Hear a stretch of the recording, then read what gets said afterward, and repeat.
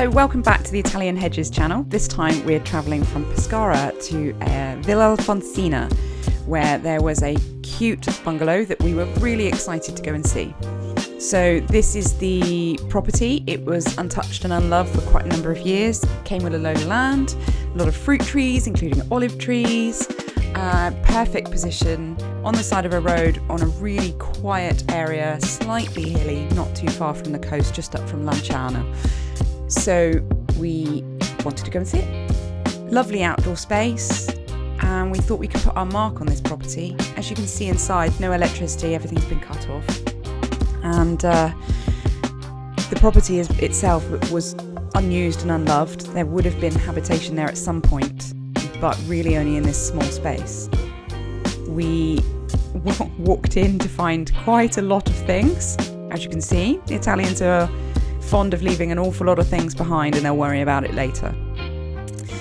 Kitchen, single bathroom, single bedroom, and the other half of the property was a barn that we thought, fantastic, we can convert this, we can do something interesting with this space. So our plan was to remove the internal partitions, the bedroom, the bathroom and the space above it, and create an open plan kitchen, diner, living room. We would then build decking out the back of that to create an open plan space from inside to outside. With the barn section on the left hand side, we were going to put up new stud walls to create 2 bedrooms and a separate bathroom. Unfortunately, this is where the problems began. You can't see very well, obviously there was no light, but this is where I started to notice structural problems with the second half of the property. You'll see me waving my hands in a minute as I'm trying to indicate in English and poor Italian that the wall is actually bowing and does not look structurally stable. The light leakage aside, you can tell internally that it was not happy.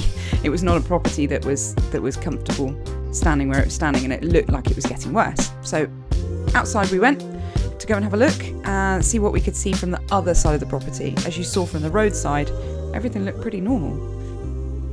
Really apparent that there were structural issues. You can see the wall is bowing, but it's not only bowing outwards, but it's cracking in 3 or 4 places along that face.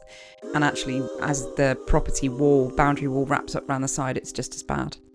At that point, in came an explanation, which I don't entirely believe, of why that property was so structurally damaged.